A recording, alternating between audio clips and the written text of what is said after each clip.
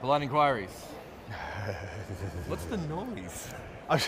I'm drained already. We haven't even started and I'm drained.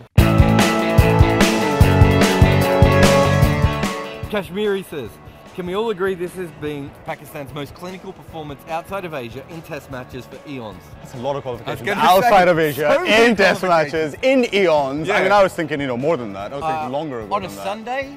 Perhaps. I'm actually trying to think the last time Pakistan had such an overwhelmingly dominant performance. There was the Oval, 2016, that's not too long ago. England were just awful. I think that's the line that we've got to push.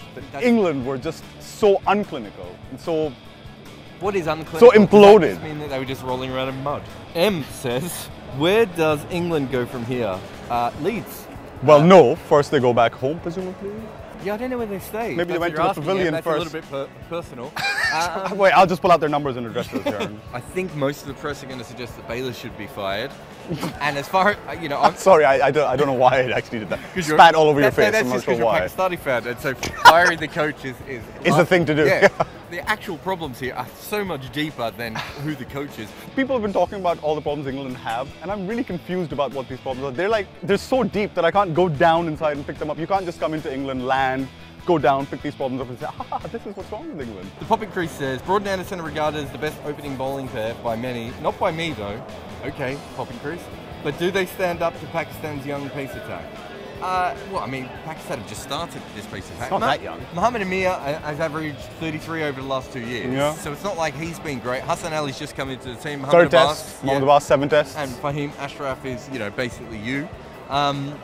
Broad and Anderson have what, like 900 test wickets between them? They've obviously been doing something right. In this particular test, Pakistan outbowled them, but that's not to say that Jimmy Anderson, who's incredible when he bowls at May, won't just take 8 for 24 next test. Absolutely. We've seen him do that a lot. Yeah, absolutely. So, overall, it's a worry that Broad and Anderson are in this team and they're still really bad. Farouk says, is Mickey Arthur the best coach in the world?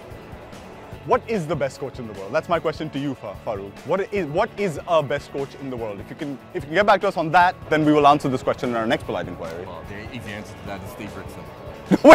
Wait! The best coach in the world ever is, of course, Intikhab Alam. How could you forget Farouk? How could you forget Intikhab Alam? Martin says, do England need separate test and one-day coaches? If so, who? Well, Trevor Bayliss has just said, hey, you take away the test coaching, he'll just do more gardening. It is actually quite interesting. We are probably getting to the point where teams are going to separate coaches, aren't they? I don't know if everyone's convinced. In cricket, people who have a say, I don't think they're convinced yet. I mean, I don't think there'll be any talk ever in Pakistan of... Mickey Arthur's record, by the way, as a test coach is pretty poor for Pakistan. They've lost 11 out of 17 tests, I think 11 out of 18 now.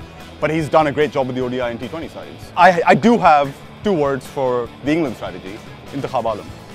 White ball genius. Science says, are Ireland a better test team than England? Just in case the rest of this was edited out, that was the 3rd time he tried to ask that question.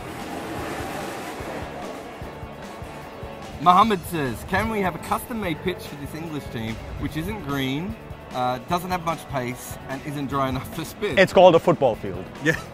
It might be Leeds, to be fair.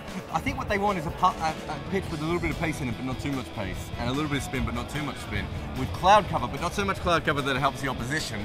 Yeah, I mean, this is what's great about pitch doctoring. At least if you're doctoring pitches, it means you're good at one thing.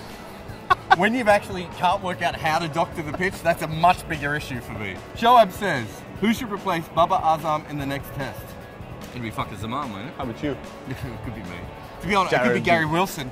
Apparently this is the test series of everyone getting hurt. But it's probably, I think Mickey's very keen on Zaman. Azir says, number 1, debut at a young age. Number 2, won a cricket match with a bat. Number 3, involved in a run out with a set batsman against Ireland. Number 4, got it hit in the nuts.